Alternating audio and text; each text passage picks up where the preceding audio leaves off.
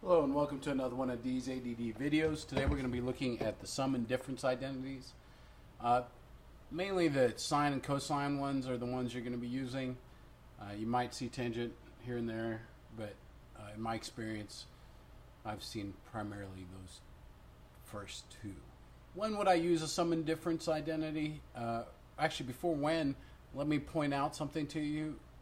I want you to pay close attention to the fact that the signs here for sine, plus minus, retains plus minus. That means is when you do sine A plus B, you're going to use the plus sign because it's on top and this one's on top. Whereas this one, see how it's, ooh, I made a mistake, didn't I? Look at that.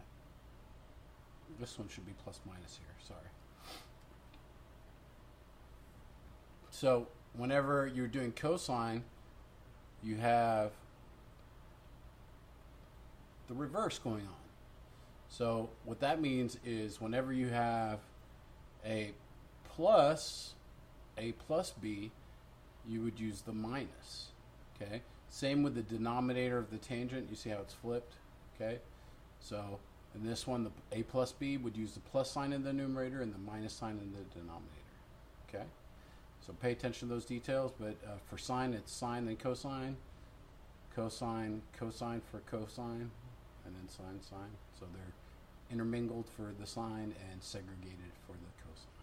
When would you use this? Well, let's say you're trying to figure out what the sine of 105 degrees is. Well, you don't know what that is right offhand. You don't have a calculator with you, but you can use a little ingenuity because you remember your identity. Why would the identity help you? Well, we can rewrite the sine of, I guess, 105 is what I said, I believe.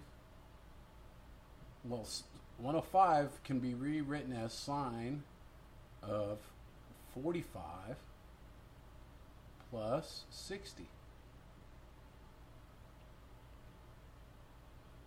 And I've created a scenario of sine of A plus B. So what I would do in that scenario is I would plug into the identity. It would be sine of A, which is 45, sine of B, which is 60, and you use plus because it's the same for sine. Sine of 60 cosine of 45. And there you've gotten your problem into terms that you should remember. The sine of 60 and 45. Okay. Something's fishy. This should be a cosine. I'm sorry. I've done too many videos today, it seems. Making little mistakes. So you can see how fatigue can make you make silly mistakes. But luckily I caught it. Don't forget to check your work all times. But you should know what these are without having to go to a calculator. And then you plug in and you get a numerical answer for an angle that you did not know the sine of. All right? So make sure you check out the example videos. Actually, you know, this is a short video. We can tie in another example. Let me just finish this one up. We'll make this both the example and the sample video. So this is example 1. And let's go ahead and finish this up then. Root 2 over 2. If you remember your chart, 0, 1, 2, 3, 4, 4, 3, 2, 1, 0, square root, sine, then cosine, 0, pi over 6, pi over 4, pi over 3, pi over 2. So if I'm doing the cosine of 60, that's pi over 3, that's going to be 1/2. Plus the sine of 60, which is root 3 over 2. And then the cosine of 45 is root 2 over 2. So when we simplify this, I guess we should go back to orange. We're going to get root 2 over 4 plus root 6 over 4. Since root 6 doesn't have a perfect square and it's not the same root as root 2, we have to leave them separate, and this would give you the answer that you were seeking. All right, so finding angles that you might not know about. That's one use of these. Another use might be to prove an identity. Let's look at one of our co-function identities. If you remember, sine of pi over 2 minus 9 minus theta equals cosine. How can I prove that? Actually, you know what? Let me just switch it around. That way I use the different identity. I'm going to do sine on the right.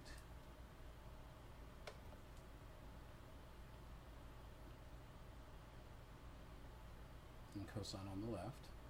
That way I can use the cosine identity instead of the sine identity. So the cosine identity plugging in would be cos A, cos B. Since this is a minus, I use a plus. Sine A, sine B. So then at that point I plug in. I've got cosine of pi over 2, cosine of theta, plus sine of pi over 2,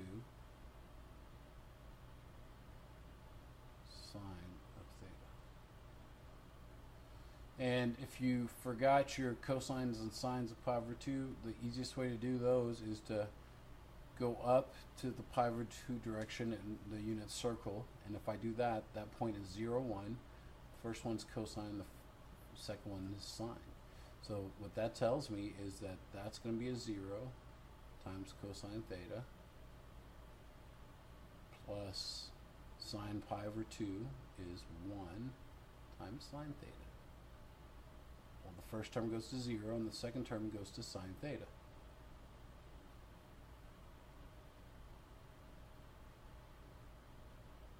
Okay? So thereby proving the identity. And that was example problem number 2. So I'm not going to do another sum and difference identity. There's plenty in the book for you to do. I've given you an example of proving an identity and finding an angle, which are the common uses for these things. Memorize your identities, of course, and practice, practice, practice. Thank you and have a nice day.